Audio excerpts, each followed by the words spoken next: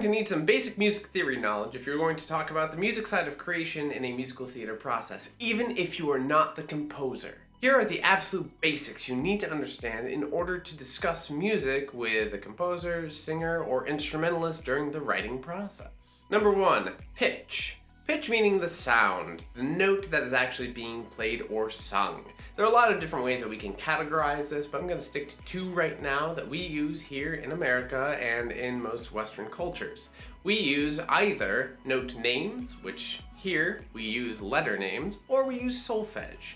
For letter names, I'm sure you're familiar with the terms A, B, C, D, E, F, and G and how they relate to music. It's those letters that repeat over and over and over, which make up things like octaves. If you're thinking about music notes in terms of something like a piano, a sight that we're all pretty familiar with, the white keys on a piano, those are the letter name notes. The lowest note on the keyboard is an A, and the highest note on the keyboard is a C. If you're thinking about it in terms of sheet music, we'll get there in a moment. Now, the other thing I had mentioned was solfege. Solfege is a system that relies less on just the note names themselves or where the notes are positioned, but instead is based on a scale. Specifically, it's based on the major scale. I'm sure you're somewhat familiar with the terms in solfege, especially if you've ever seen The Sound of Music. They are do, re, mi, fa, sol, la, ti, and then we're back to do. Do, a deer, a female deer, re. Now, I'm not going to get too far into this, but sometimes the first note of a scale, in addition to being called do, or whatever letter name that scale is starting on, it is sometimes also referred to as the tonic.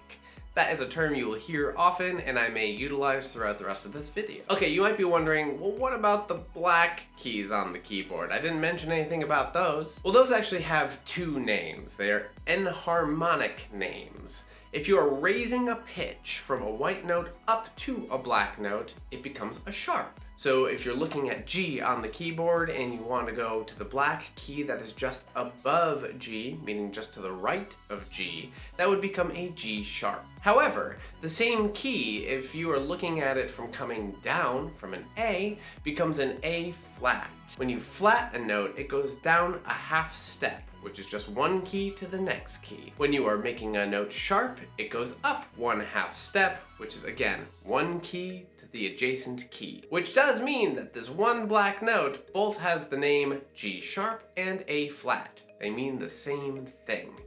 Slightly confusing, but there is a reason behind it, and we won't get to that today. But maybe some other time. Okay, that's the very, very basics of pitch. Number 2, rhythm. Alright, I'm just gonna go ahead and say right now, I live in America and I speak English. So I'm going to approach these note names like an American English speaker. I know there are other names for these types of rhythmic things, but I'm going to use our terminology.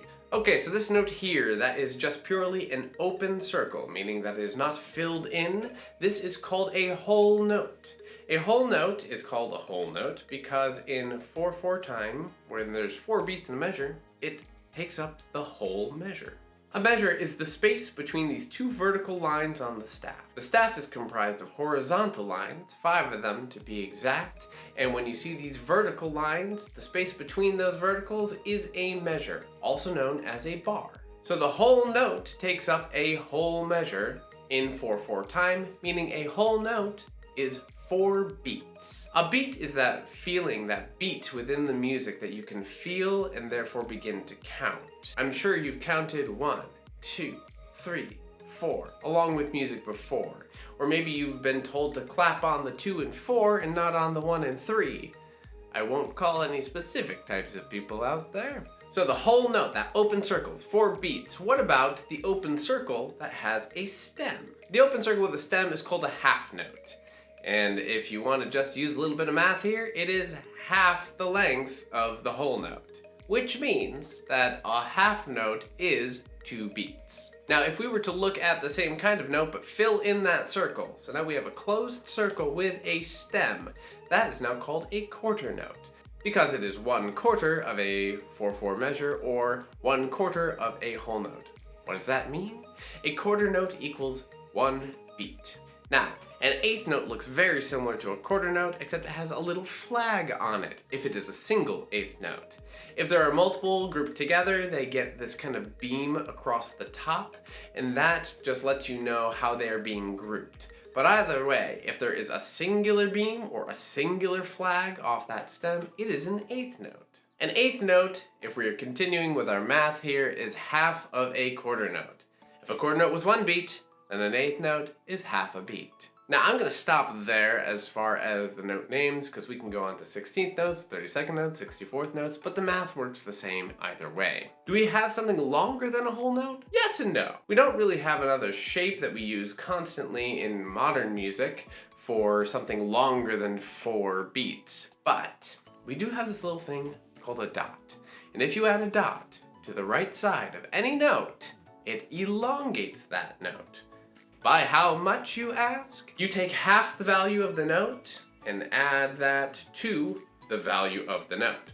So, if we were, for instance, going to put a dot on a whole note, that would mean we'd take half the value of the whole note, aka 2 beats, and we would add that to the normal value of the whole note, aka 4 beats. 4 plus 2, 6 beats. Now that whole note is worth 6 beats with the dot.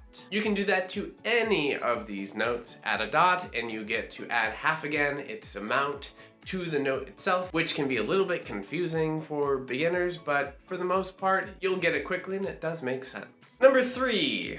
Treble clef. Now we could talk about reading any of the major clefs, and we can spend some time on that in the future, but G clef or treble clef is the one I want to tackle today. If you look at this silly little shape on the left-hand side of your music, you will see on the staff that it kind of wraps around in this little moment here. The tail kind of wraps around the second line on the staff. That line is the G. That's why it's called the G clef. We use this clef for most things, whether they fall in the treble range, which is where a lot of estrogen-influenced voices sit, but also, because if you add a little 8 to the bottom, then it's useful for testosterone-influenced voices too. So we're gonna concentrate on this one today. What does it mean? It's like a little key. It tells you what those 5 lines and the 4 spaces between those lines actually means in terms of their pitches. So if we're using a G clef, from the bottom line to the top line, we have E, G, B, D, and F. You can use a little device there to remember that, which is every good burger deserves fries. The spaces are a lot easier because they actually spell out a word. From bottom to top, you have F-A-C-E, face. And now you can read all of the lines on the staff. What about above and below those lines, you ask? Such a good question. A note can sit just on top of the staff. So if F was the top line, what's the next letter after F? G.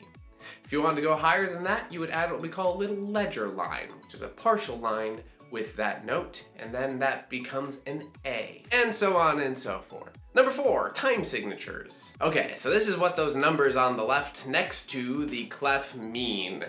You will see common ones like 4-4, which is a 4 over a 4, 3-4, 6-8, all sorts of them. Here's what they mean. The top number means how many beats there are in a measure. So in 4-4, there are 4 beats in a measure. The bottom number is what kind of note gets a beat. So if we take that 4-4 example, we turn the top 4 into a 1. We now have the fraction 1 over 4, also known as a quarter. So the quarter note gets the beat. In 6-8, same thing. 6 beats per measure, but if we turn that 6 into a 1, now it looks like 1 over 8, 1/8. An eighth note gets the beat. And that's how you read the basics of a time signature. Number 5, intervals. Oh, I could go on and on about this one because there's lots of different numbers and names that we can be utilizing here to talk about scale degrees, but I'm gonna keep it simple for today. You know how we talked about solfege and then also letter names? Well, we can also assign numbers to each of the notes in a major scale. They would be, obviously, starting from the bottom, 1, 2, 3, 4, 5, 6, and 7. Once we hit 7, yes, you could say 8, but it really goes back to the 1. Why are intervals important? Such a good question. Thank you for asking. This is how we know when we are playing 2 notes at once, how far apart those notes are. So if we're playing a C, and then the next C above that, they are 8 apart, which is an octave. Oct meaning 8. The other most important intervals would be a 4th and a 5th.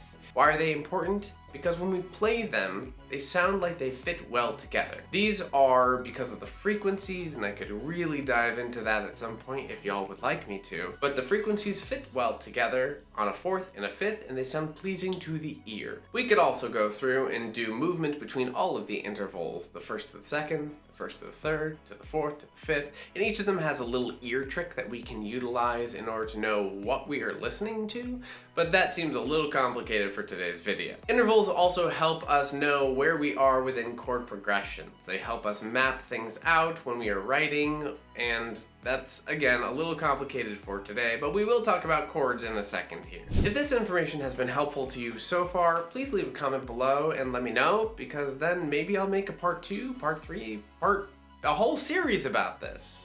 The car wants it. Speaking of chords, number 6, chords. Now we are all pretty familiar with the idea of a triad, whether or not you know it. Tri meaning 3. So in a triad, we are not using just 2 notes for an interval, we are adding a third note. The standard triad is a space to a space to a space, or a line to a line to a line. That is a triad in what we call root position. Triads can then take on all sorts of shapes from there, and they don't always have to be condensed down, they can be spread out, but triads are the most basic kind of chord that we see everywhere all the time. Triads also tell us whether the chord is major or minor. Often. Triads in root position, where we start on that 1, or the do, or the tonic, will also tell us if we are in a major key or a minor key. If the third is normal in a major key with no accidentals, then it is a major chord. If we see a little flat, or sometimes a natural, and we are lowering that third by a half step, that becomes a minor chord. Now, of course, we also have other types of triads in musical theater that you will hear all the time, where the third gets changed to a second or to a fourth. Those sounds will be very familiar to you in musicals. But also, sometimes we add things like sevenths, which makes your triad no longer 3 notes, but 4 notes with a 7th on top. Major 7ths, minor 7ths. If you're a Sondheim fan, then you know about 9ths and 11ths and 13ths. The opening of Into the Woods is all 13ths, I believe. Okay, number 7, melody. The melody, very simply put, is the musical strain that we all latch onto. It's the thing that we're supposed to be listening into that carries the voice usually and also the story. Now that's versus something like a counter melody, which could be happening as well, that kind of works against and with the melody, or versus harmonies, which are really just adding notes to what the melody is doing in a way that sounds harmonious. Sometimes it's discordant, but for the most part, it is to add tension and then release so that it feels pleasing to the ear. There's also things like inner part writing. When you look at a score, you see all those little moving things in the middle of the score that look like they're their own melodies, but they're not the main thing we're grasping onto. That's inner part writing, which again, we can cover at another time. And finally, number 8. Key. Key centers and key signatures. A key center, if we're talking about major keys, we are talking about the tonic again, that root, the do.